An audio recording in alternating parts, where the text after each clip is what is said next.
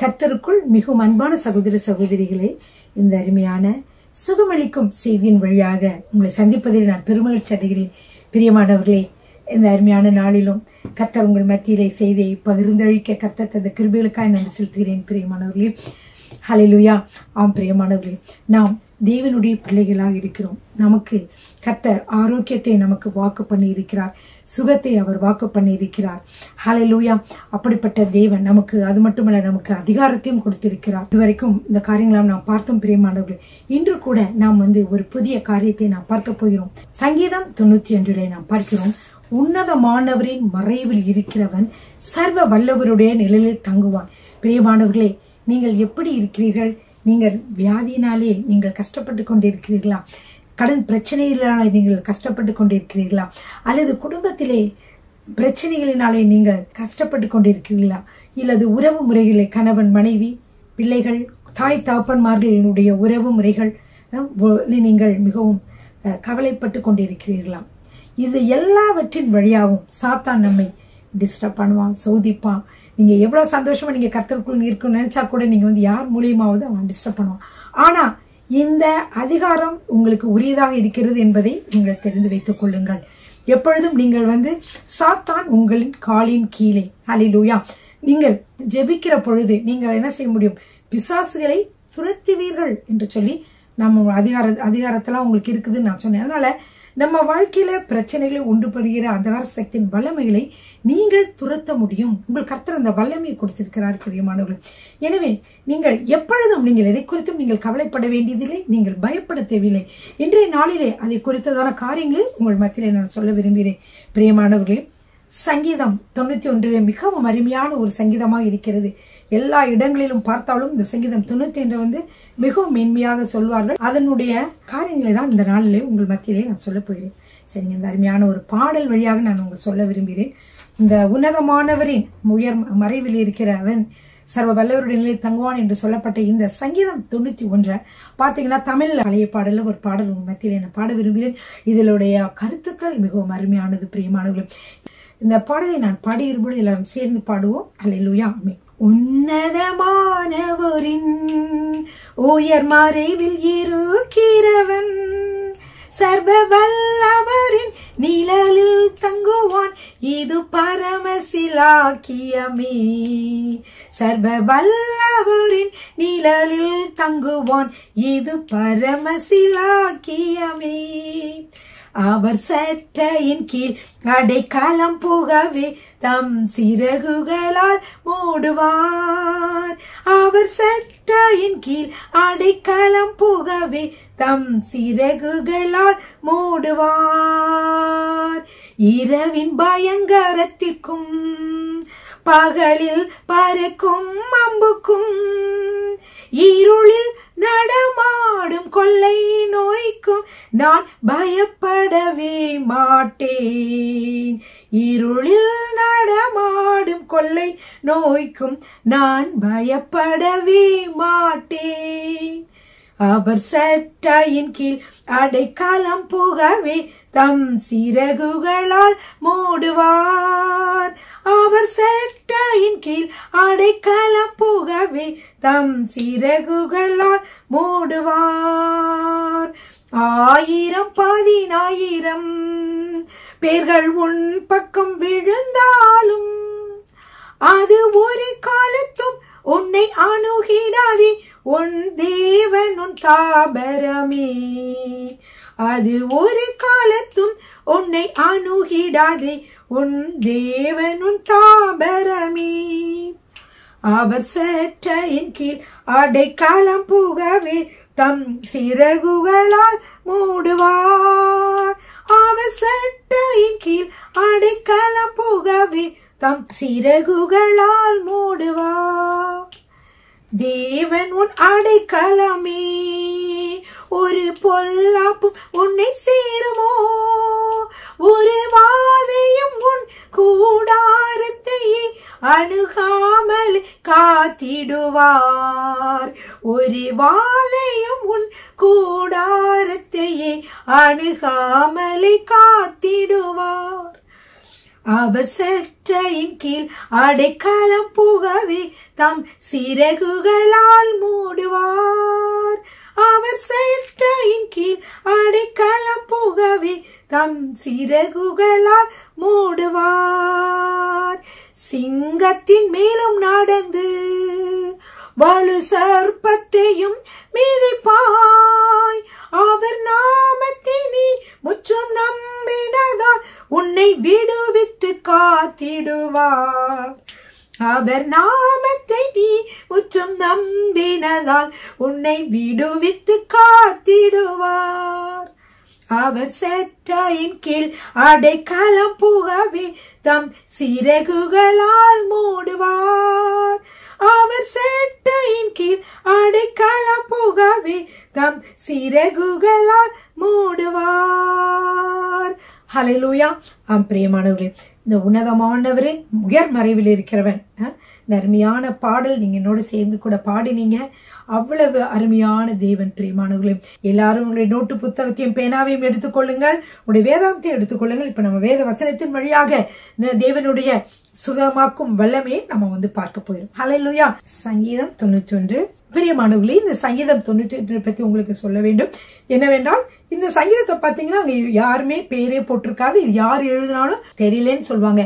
ஆமா, இல்ல தெரியல. ஆனா ஒரு சிலர் என்ன நினைக்கிறாங்களா, பைபிள் ஸ்காலர்ஸ் என்ன நினைக்கிறாங்கன்னா, இது மோசே எழுதியதாக இருக்கலாம் என்று அவர்கள் நினைக்கிறார்கள். பிரியமானவர்கள், ஏனென்றால் அவர் உன்னதமானவரின் மறைவில் இருக்கிறவன், சர்வ வல்லவருடைய நிலையில் தங்குவான் என்று சொல்லி ஆரம்பித்திருக்கிறார்.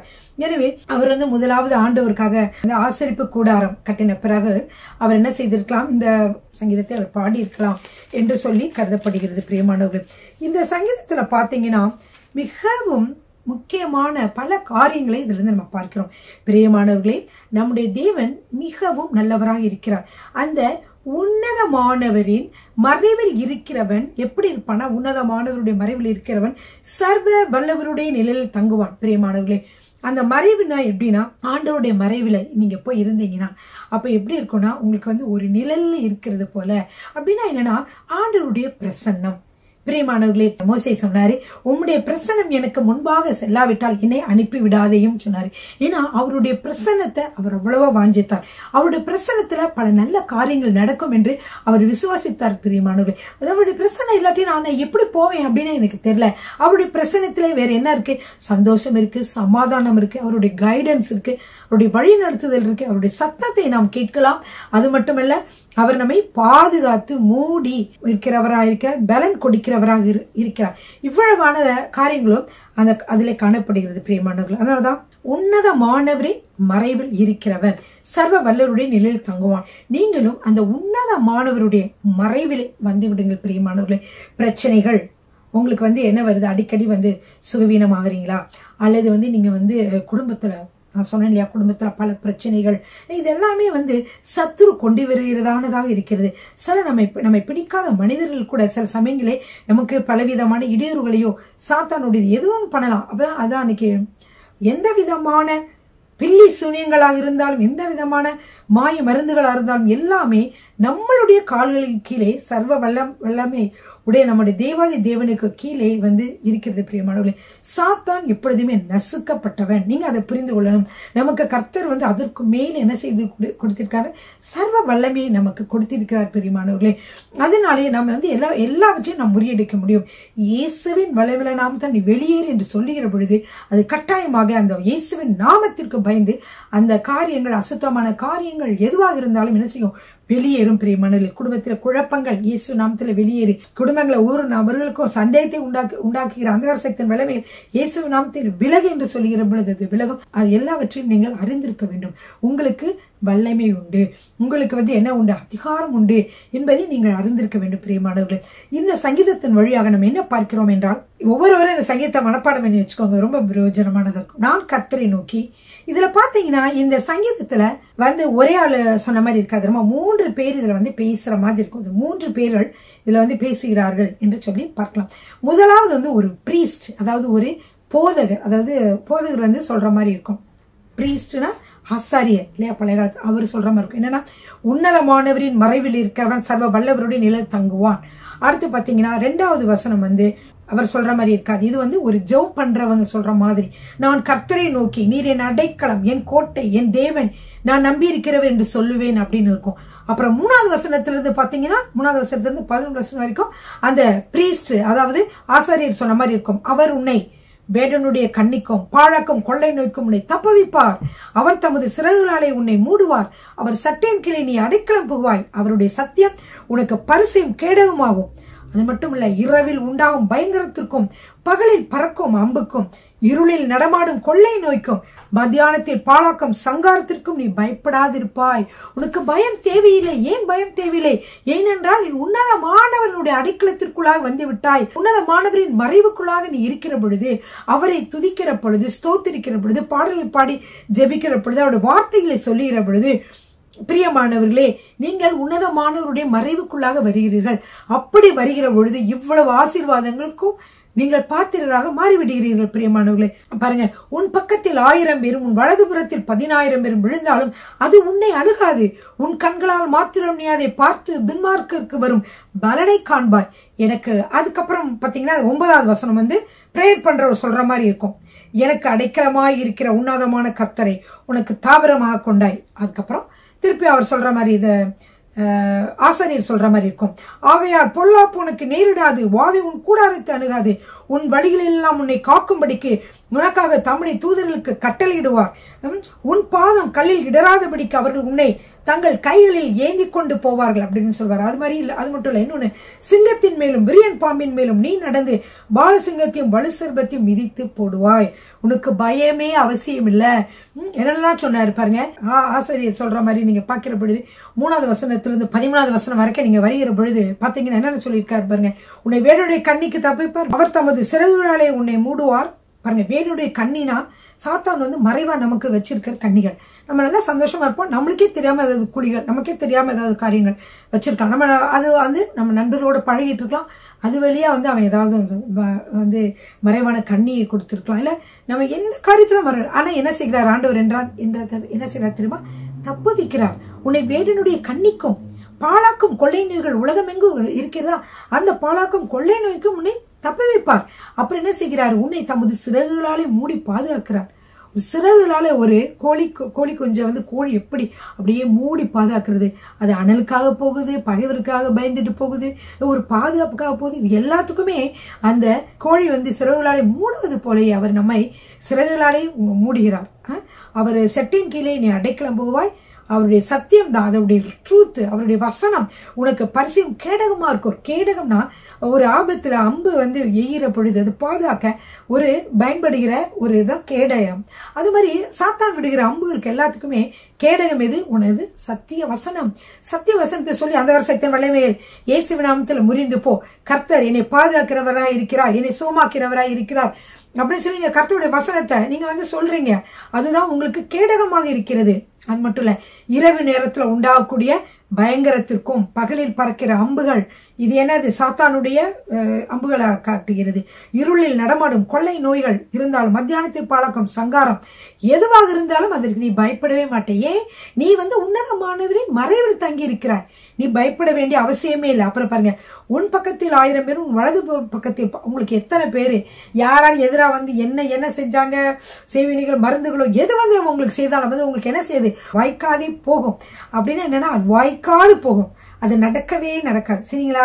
உன் பக்கத்தில் 1000 பேரும் உன் வலதுபுறத்தில் 10,000 பேரும் விழுந்தாலும் அது உன்னை அணுகாது. உன் கண்களால் மாத்திரம் இதை பார்த்து உனக்கு துன்மார்க்கருக்கு வரும் பலனை காண்பாய். உனக்கு விரோதமாக செய்த துன்மார்க்கர்கள் என்ன செய்வாங்க? அவங்களுக்கு வந்து பலனை நீ காண்பாய். எனக்கு அடைக்கலமாய் இருக்கிற உன்னதமான கர்த்தர் உனக்கு தாபரமாக கொண்டாய். ஆகையால் பாருங்க, பொல்லாப்பு உனக்கு நேரிடாது, வாதி உன் கூடாரத்தை அணுகாது. எல்லாமே அருமையான வாக்குத்தத்தங்கள். பிரியமானவர்களே, உன் வழிகள் எல்லாம் உன்னை காக்கும்படிக்க உனக்காக தம்முடைய தூதர்களுக்கு கட்டளையிடுவார். உன் பாதம் கல்லில் இடராதபடிக்கு அவர்கள் உன்னை தங்கள் கைகளில் ஏந்து கொண்டு போவார்கள். வழிகள் எல்லாம் நீ தவறி விழுந்துடக்கூடாதுன்னு உன்னைய பாதத்தை வந்து கொண்டு போறேன். பிரியமானவர்களை, ஒரு தடவை எனக்கு வந்து ஞாபகம் இருக்குது, மேல கர்த்தர் செய்த அற்புதம், அதை உங்க மத்தியில சொல்ல விரும்புகிறேன். ஒரு நாள் நானும் என் கணவர், கணவருடைய நண்பர் 3 பேரும் வந்து அப்படி நடந்து போயிட்டு இருந்தோம். போயிட்டு இருக்கும்போது ஒரு பிளாக்ல இருந்து இறங்கி அங்க ஒரு ப்ரேயர் பண்ணிட்டு நம்ம நடந்து போயிட்டு இருக்கோம். அந்த பக்கம் வந்து நடந்து போயிட்டு இருக்கும்போது கீழே வந்து தரை இருக்குல்ல, தரை வந்து மண் தரை இருக்காது, கொஞ்சம் சிமெண்ட் தரமா இருந்துச்சு. அதில் வந்து கல் கூட இருந்துச்சு நேரத்தில் ஒரு தரை தான். அந்த தரையில் நாங்கள் வந்து நடந்து போயிட்டே இருக்கும்போது திடீர்னு நான் தடிக்கி இப்படி மொட்டை மல்லாக்க விழுந்துட்டேன். பிரியமானவர்களே, மொட்டை மல்லாக்க இப்படி விழுந்துட்டேன். ஆனால் விழுந்துட்டு தடிக்க விழுந்துட்டு அப்புறம் நான் எந்திரிக்கிறேன். ஆனால் அங்கேருந்து நான் தவறி விழுந்து ஒரு காயில் அப்படியே கீழே விழுகும்போதே அப்படி ஒரு பொண்ணு போல ஒரு மாதிரி சாஃப்டாக விழுந்த மாதிரி இருந்துச்சு.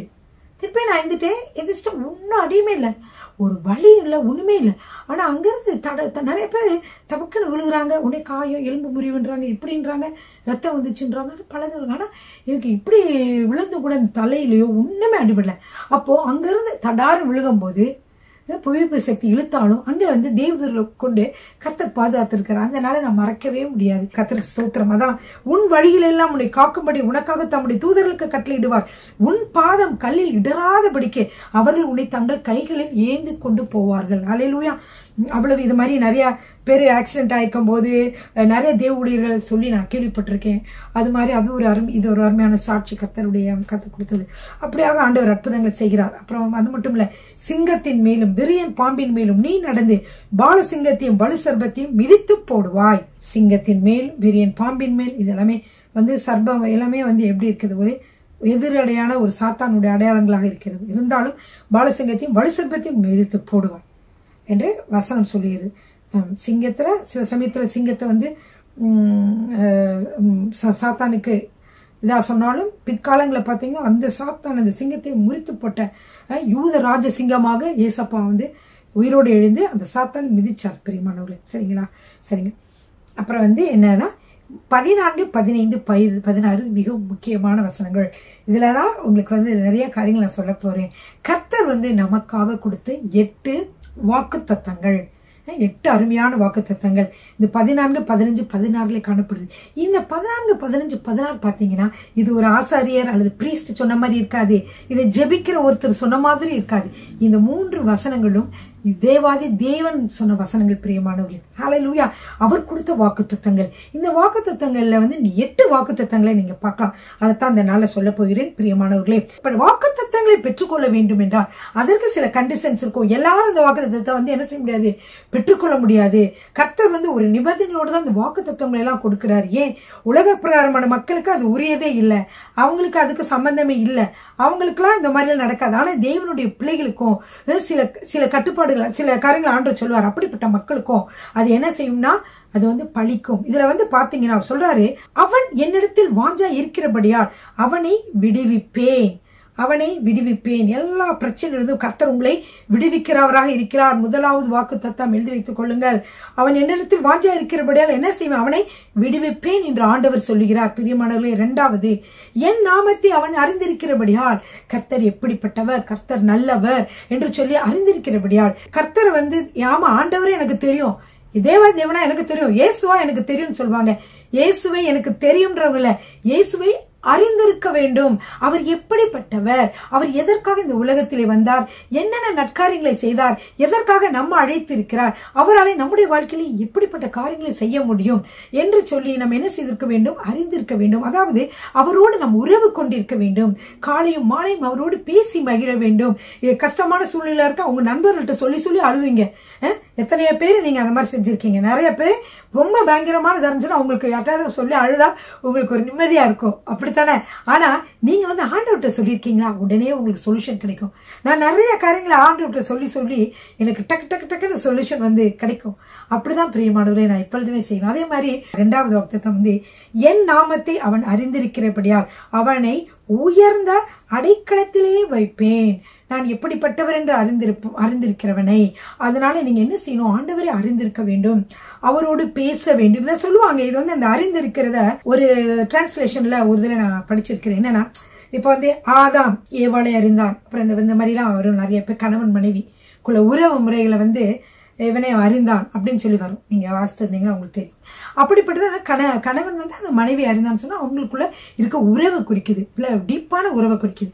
அதே மாதிரிதான் நம்ம இயேசுவை வந்து நம்ம வந்து தேவாதி தேவனை நம்ம அறிகிற பொழுது அவருக்கும் நம்மளுக்கு ரொம்ப ரிலேஷன்ஷிப் வருது. எப்படின்னா, இப்ப இந்த நான் சொன்ன அழுத மாதிரி, ஆண்டவரே எனக்கு இந்த மாதிரிலாம் நடந்துச்சு, ஆண்டவரே நீங்க நல்லவரா இருக்கீங்க, நீங்க எனக்கு விடுதலை கொடுப்பீங்க, என்னைய பாதுகாப்பீங்க அப்படின்னு சொல்லும் போது அங்க ஆண்டவர் சமூகத்துல போகும்போது உங்களுக்கு அழுக வராது. ஏன் தெரியுமா, ஆண்டவர் அந்த அழுகையெல்லாம் தொடச்சிருப்பாரு. உங்களுக்கு தெரியவே தெரியாது, உடனே ஒரு வார்த்தை மூலமா அவங்க ஆண்டவர் உங்களை அப்படியே ஆறுதல் படுத்துவாரு, பேசுவாரு. ஐயோ மகளே நீ கவலைப்படாத, உனக்காக நான் பெரிய காரியங்களை செய்கிறேன், உன்னை வந்து இப்படி செய்வோம் அப்படி செய்வேன் அப்படின்னு சொல்லி ஆண்டவர் உங்களுக்கு வசனங்கள் மூலமா பேச ஆரம்பிச்சுடுவாரு. இப்ப இந்த கண்ணீரை வந்து காண்கிற தேவன் அவர் வசனம் சொல்லிடுது இல்லையா? அப்படிப்பட்ட நல்ல நேசராக அன்புள்ளவராக இருக்கிறார். பெரியமானவர்களுமா நண்பர்கள்கிட்டயோ கணவன் கிட்ட கூட நிறைய மனைவிமார்கள் நீங்க இந்த காரியத்தை கேட்டு கேட்டு அழுதுருப்பீங்க, அழுது நீங்க வந்து கேட்டிருப்பீங்க. நீங்க தேவன்கிட்ட கேளுங்க, உங்களுக்கு உடனே கிடைக்கும். தேவன் தான் நீங்க முதல் கேட்கணும். அவர்கிட்ட கேட்டு அவரால் முடிஞ்ச அவர் செய்வாரு, இல்லாட்டினா முடியாது. அவர் சில சமயத்தில் அவங்களுக்கு முடியலன்னு சொல்லுவாங்க. நீங்க 2 பேரும் சண்டை போட்டுக்கிட்டு நிறைய காரியங்களை நீங்க அப்படி இருப்பீங்க. நீங்க அப்படி இருக்கவே இருக்காதீங்க. இன்னைக்கு நான் உங்களுக்கு ஒரு ரகசியத்தை சொல்லித்தரேன். நீங்க ஆண்டவர்கிட்ட போய் கேளுங்க, உங்களுக்கு என்ன மாதிரி வேணுமா? ஆண்டவரே எனக்கு இது வேணும், எனக்கு இது வேணும், இது வேணும் நீங்க கேளுங்க. கர்த்தர் என்ன செய்வார் என்றால் கட்டாயமாக உங்களோட வாழ்க்கையில அது செய்வார். பிரியமானவர்கள், இது நிறைய காரியம் நிறைய தடவை என்னோட வாழ்க்கையில் நடந்திருக்கு. ஏன்னா அவர் தான் நான் முதலிடமா வைக்கிறேன், 2வது தான் கணவர் பிள்ளைங்க. அதே மாதிரி மனைவி கிட்ட கூட சில பேர் மனைவி கிட்ட நீங்க ஏதாவது கணவர் மனைவி எதிர்பார்க்கிறீங்களா? நீங்க அவங்கள்ட்ட சொன்ன பிரச்சனைகள் சண்டைகள் வந்து நீங்க ஆண்டவர்கிட்ட சொல்லுங்க. ஆண்டவர் என் மனைவி இப்படிதான் செய்யணும்னு நான் எதிர்பார்க்கிறேன். என்னோட வீட்டுல வந்து சமையல் மற்ற காரியங்கள் எந்த காரியங்களா என்னோட சொந்தக்காரங்களோட அம்மா பிள்ளை அவங்களோட பேசும்போது வந்து அன்பா பேசணும் அப்படின்னு நீங்க நேரே மனைவி கிட்ட போய் சொல்லிட்டு இருந்தா கூட சண்டை வரும். ஒரு தடவை சொல்லுங்க, கேட்கலையா? நீங்க ஆண்டவர்கிட்ட போய் சொல்லுங்க, ஆண்டவரே என்னோட மனைவி வந்து இப்படி எல்லாம் நடக்கும் நான் விரும்புறேன். தப்பே கிடையாது. கர்த்தர் என்ன செய்வாரு? அன்பா செஞ்சு சரி மகனே உனக்கு கட்டாயமா செய்யறேன்னு சொல்லி ஆண்டவர் என்ன செய்வார்? உங்க மன விருப்பத்தை எல்லாம் அவர் நிறைவேற்றுவார். பெருமாள் எல்லாத்தையும் சொல்லலாம். என் குடும்பத்தினரோட அன்பா இருக்கணும், அவ வந்து கோவிக்க கூடாது, அல்லது வீட்டுல நல்லா சமையல் செய்யணும், வீட்டுல நல்லா வேலை செய்யணும், தேவனுக்கு உண்மையா இருக்கணும், தேவனோட இன்னும் அன்பா இருக்கணும், பாடல்களை பாடி கர்த்தரை துதிக்கணும், ஜெபிக்கணும், நிறைய நேரத்தை ஆண்டு விட்டு செலவழிக்கணும். அப்படிதான் நீங்க உங்க மனைவிக்காக ஜெபிக்கலாம். இப்படி கணவன் மனைவிக்காகவும் நீங்க ஜெபிக்கலாம். அதே போல பிள்ளைங்க வந்து சரியா இல்லையா? நீங்க பிள்ளைங்கிட்ட சொல்லி பாப்பீங்க, கேட்க மாட்டாங்க. வேண்டாம், நீங்க ஆண்டவர்கிட்ட போய் நீங்க ஜெபிங்க. ஆண்டவரே என்னோட பிள்ளையை நீங்க மாத்துங்க, உங்களால மாற்ற முடியும், நான் விசுவாசிக்கிறேன். நீங்க வந்து பிள்ளைங்களை மாற்றுவீங்க சொல்லுங்க. நல்ல பிள்ளைங்களா வருவாங்க. என்னோட பிள்ளைங்களெல்லாம் இங்க கொஞ்சம் கஷ்டமான சிங்கப்பூர்ல பலவிதமான மக்கள் நிறைஞ்சிருக்கிற, பலவிதமான இன மக்கள் நிறைஞ்சிருக்கிற இந்த சிங்கப்பூர்ல பாத்தீங்கன்னா என்னோட பிள்ளைங்களெல்லாம் வந்து கர்த்தருடைய வார்த்தைகளை சொல்லி ஜெபிச்சு விடுவேன். அதெல்லாம் பிள்ளைங்க பாருங்க, அவங்க வந்து போய் செகண்டரி ஸ்கூல் தான் 13, 15, 16 வயசுல கூட பாத்தீங்கன்னா செகண்டரி ஸ்கூல்ல முடிஞ்சு முடியும் போது இடைவேளை கூட பாத்தீங்கன்னா என்ன செய்வாங்க? பாத்ரூம்ல போய் கூட சிகரெட் அடிக்கிற பசங்க இருக்கிறாங்க. அப்படி இருக்காங்க. சிகரெட் குடிக்கிற பசங்க பொண்ணுங்க எல்லாம் இருக்காங்க. ஆனா என்னோட சன் படிக்கும் பொழுது அதெல்லாம் பழக்கம் வரல. அவங்களுக்கு கெட்ட பழக்கங்கள், அதாவது போதை பொருள்கள் அடிமையானவங்க இருக்காங்க, பல விதமான குடி, சிகரெட்டு பழக்கம், இந்த பழக்கங்கள்லாம் இருக்கு நிறைய பிள்ளைங்களுக்கு. அங்க இருக்க பிள்ளைங்களுக்கு இருக்கு. ஆனா என்னோட பிள்ளைங்களுக்கு எதுக்குமே இல்லை. ஏன்னா எனக்கு பிள்ளைங்க ஸ்கூலுக்கு அனுப்பும்போது அந்த காலத்துல நான் வந்து பயந்தேன். அதனால என்ன செஞ்சேன்னா தேவனுடைய வார்த்தையை சொல்லும்போது எனக்கு விசுவாசம். டெய்லி சொல்வேன், உன்னுடைய பிள்ளைகள் எல்லாரும் கர்த்தரால் போதிக்கப்பட்டிருப்பார்கள், அவருடைய சமாதானம் பெரிதா இருக்கும் என்று வசனம் சொல்கிறது இல்லையா? அதே நான் சொல்லேன், ஆண்டவர் என்னுடைய பிள்ளைகள் எல்லாரும் கர்த்தரால் உம்மாலே போதிக்கப்பட்டவர்களா இருப்பார்கள், அவர்களுடைய சமாதானம் பெரிதா இருக்கும், என்னுடைய சமாதானம் கூட பெரிதா இருக்கும் என்று சொல்லி நான் கர்த்தர்கிட்ட நான் ஜெபிப்பேன். ஜெபிச்சு அனுப்புவேன். அப்படின்னா என்னன்னா, ஆண்டவரே என்னால போதிக்கப்பட்டவன் நான் சொல்லல, என் பிள்ளை நான் தான் கரெக்டா வளர்த்தேன், இதை சாப்பிடாத, அதை செய்யாது, இதை செய்யாதுன்னு சொல்லி நான் வளர்த்தனாக்கும் அப்படின்னு சொல்லி நான் பெருமையா சொல்லல, நான் வளர்க்க முடியும் நான் சொல்லல. ஆண்டவரே என்னுடைய பிள்ளைகள் எல்லாரும் கர்த்தரால் போதிக்கப்பட்டிருப்பார்கள், அப்பொழுது அவருடைய சமாதானம் பெரிதா இருக்கும். இந்த விசுவாச வார்த்தையை எப்பொழுதே பிள்ளைகளை வந்து வெளியே அனுப்பும்போது, ஜெர்மனி அனுப்பும்போது கன்ஃபஸ் பண்ணுவேன். எனக்கு வந்து திடீர்னு ஒரு சந்தேகம் வந்துச்சுன்னா கூட, நிறைய பிள்ளைங்களோட வருவாங்க, கொஞ்சம் லேட்டா வந்தாங்களும் கூட, அவங்க வந்து ஃப்ரெண்ட்ஸோட வந்தா கூட நம்ம வந்து மனசு லேசா இருந்தா கூட இந்த வசனத்தை சொல்லி நான் அறிக்கையிடுவேன். பாத்தீங்கன்னா பிள்ளைங்களுக்குலாம் 28, 27, 28 வருஷம் வயசாயிடுச்சு. இனிமேல அந்த கெட்ட பழக்கங்களை பழகிறதுக்கு சான்ஸ் இல்லை. சின்ன வயசுல இருந்து அந்த டீனேஜ்ல தான் கொஞ்சம் கஷ்டமான நாட்கள். அந்த நாட்களில் கர்த்தர் அவர்களை பத்திரமாக பாதுகாத்தார். ஏனென்றால் என்னோட நம்பிக்கை வந்து கர்த்தர் மேல இருந்துச்சு. என்னுடைய பிள்ளைகள் எல்லாரும் கர்த்தரால போதிக்கப்பட்டிருப்பார்கள்னா நான் இருக்க மாட்டேன். அவங்க ஃப்ரெண்ட்ஸோட இருக்கும்போது, ஸ்கூலுக்கு போகும்போது நான் இருக்க மாட்டேன். எந்த சூழ்நிலை நான் உன்னோட இல்ல, ஆனா கர்த்தராகி நீங்க வந்து இருக்கீங்க, நீங்க போதித்து வழி நடத்துங்க. இவ்வளவுதான் பிரியமானவர்களே சொல்லேன். அது பிள்ளைங்கள் எல்லாம் வந்து அருமையான சாட்சியுள்ள பிள்ளைங்களை எல்லாரும் ஆச்சரியப்படுவாங்க. இந்த பிள்ளைங்க இப்படி வந்து எந்த கெட்ட பழக்கம் இல்லாம இருக்கீங்க, அப்படியா இருக்காங்கன்னு நினைப்பாங்க. என்ன காரணம்னா கர்த்தர் தான். அப்ப கர்த்தர் நான் முன்னாடி வச்சேன். அது மாதிரி இந்த செய்தி கேட்டுக்கொண்டு யாரா இருந்தாலும் எந்த கவலைகள் பாரங்கள் இருந்தாலும் அதை போய் நீங்க ஆண்டவர்கிட்ட வைங்க. ஆண்டவர் பாருங்க, உங்களுக்கு நீங்க ஆண்டவர்கிட்ட கேளுங்க, கர்த்தர் கட்டாயமாக உங்க வாழ்க்கையில நீங்க என்ன விரும்புறீங்களோ அதை கட்டாயம் செய்வாங்க. அல்லேலூயா, ஆமீன். கர்த்தர் அவ்வளவு நல்லவரா இருக்கார். பாத்தீங்களா, முதலாவது என்ன சொன்னேன், அந்த அவன் என்னிடத்தில் வாஞ்சா இருக்கிறபடியால் அவனை விடுவிப்பேன்னு ஒரு வாக்குத்தத்தத்தை கொடுக்கிறார். 2வது வாக்குத்தத்தை என்ன, அவன் என் நாமத்தை அறிந்திருக்கிறபடியால் அவனை உயர்ந்த அடைக்கலத்திலே வைப்பேன். நான் அவனை உயர்வாக வைப்பேன்.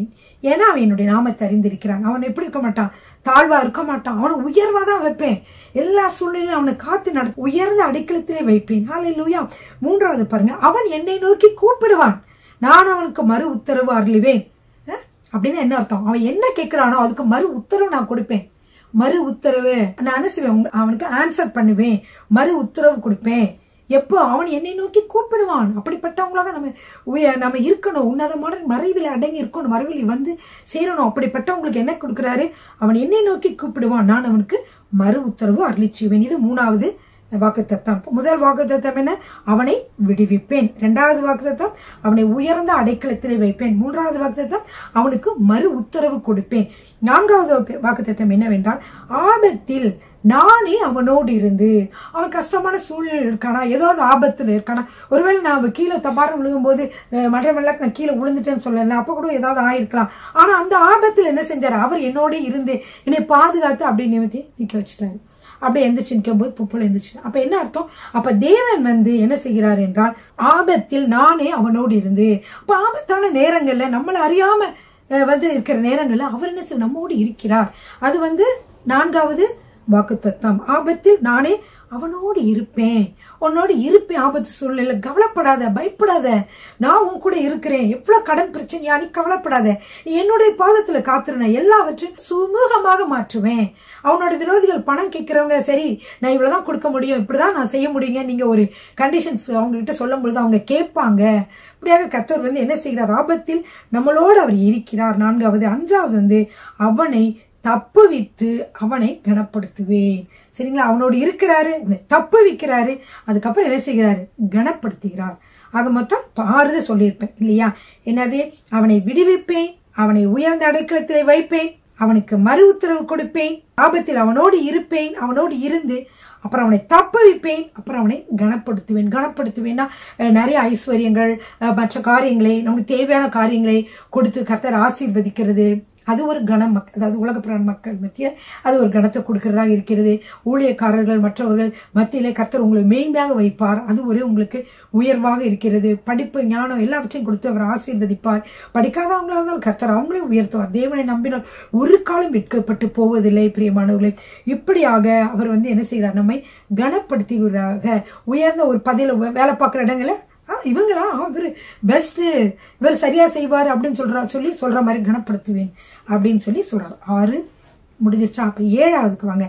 அவர் என்ன சொல்றாருன்னா 16வது வசனத்துல, நீடித்த நாட்களால் அவனை திருப்தியாக்கி.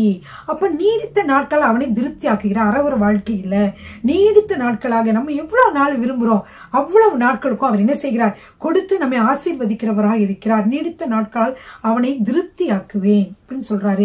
கடைசியில் என் ரட்சிப்பை அவனுக்கு காண்பிப்பேன். அது வந்து கடைசியான இது. கர்த்தர் அவருடைய சால்வேஷன், அவருடைய விடுதலை, அவர் ரட்சிப்பை நமக்கு காண்பிக்கிறவராக இருக்கிறார். பெரியமானவர்களே, இப்பொழுது மட்டுமல்ல, முற்று முடிய நம்ம ரட்சித்து கடைசி வரைக்கும் நம் பரலோகத்தில் சேர்க்கிற வரைக்கும் நம்ம எந்த பிசாசின் வல்லமையும் தாக்காதபடிக்கு நம்ம வந்து பரலோகத்தில் வரைக்கும் ரட்சிப்பை காண்கிறவராக, அவரை ரட்சிப்பை காட்டுகிறவராக இருக்கிறார். பெரியமானவர்களே, முற்று முடிய ரட்சிக்கப்படுகிறவனே, முற்று முடிய ரட்சிக்கப்படுகிறவன் ரட்சிக்கப்படவன் வசனப்படுகிறது. அப்ப ஒவ்வொரு காரியங்களிலும் நீங்க என்ன செய்றீங்கன்னா, ரட்சிக்கப்படுகிற ஒவ்வொரு காரியத்திலும் அவர் வந்து என்ன செய்யறார், உங்களை பாதுகாத்து கடைசி வரைக்கும் என்ன செய்யறார், நம்மை ரட்சிப்பை அவர் நமக்கு காண்பிக்கிறவராக இருக்கிறார். நீடித்த நாட்களால் நம்ம திருப்தியாக்கி என் ரட்சிப்பை அவனுக்கு காண்பிப்பேன். ஹல்லேலூயா.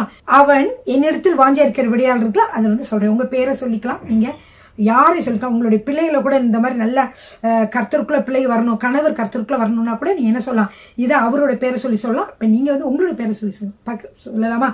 ஷீலா கர்த்தரிடத்தில் வாஞ்சா இருக்கிறபடியால் ஷீலாவை விடுவிப்பார். அவருடைய நாமத்தை ஷீலா அறிந்திருக்கிறபடியால் ஷீலாவை உயர்ந்த அடைக்கலத்திலே வைப்பார். ஷீலா கர்த்தரை நோக்கி கூப்பிடுவாள், கர்த்தர் ஷீலாவுக்கு மறு உத்தரவு அருளி செய்வார். ஆபத்தில் கர்த்தரே ஷீலாவோடு இருந்து ஷீலாவை தப்புவித்து ஷீலாவை கனப்படுத்துவார். நீடித்த நாட்களால் ஷீலாவை திருப்தியாக்கி கர்த்தருடைய ரட்சிப்பை ஷீலாவுக்கு காண்பிப்பார். இப்படி நீங்க எழுதி வச்சுக்கலாம். உங்களுக்கு இதா இருக்கிற உங்க பேரை சொல்லி நீங்க அதை வந்து சுதந்திரத்துக் கொள்ளலாம் பிரியமானவர்களே.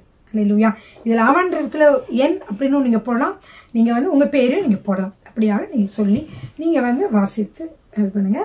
கர்த்தருக்கு ஸ்தோத்திரம். கர்த்தாவே, இந்த அருமையான வேலையிலும் ஆண்டவரே உம்மை நாங்கள் நோக்கி பார்க்கிறோம். நாங்கள் அருமையான உம்முடைய வார்த்தைகளை நாங்கள் கேட்டோம் ஆண்டவரே. கர்த்தாவே, நீர் வசனத்தை அனுப்பி குணமாக்கவே என்று சொன்னீங்களே ஆண்டவரே.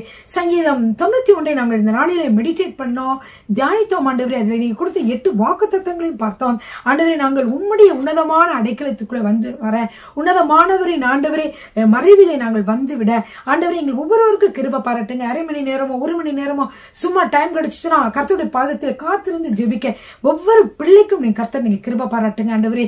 அங்கே அற்புதங்கள் நடக்கிறது என்பதை அவர்கள் புரிந்து கொள்ளட்டும். அப்படியே ஆண்டவரே நீங்க செய்ய போவதற்காக நன்றி செலுத்துகிறேன். இயேசு கிறிஸ்துவின் வல்லமையுள்ள நாமத்தில் பிதாவே, ஆமீன்.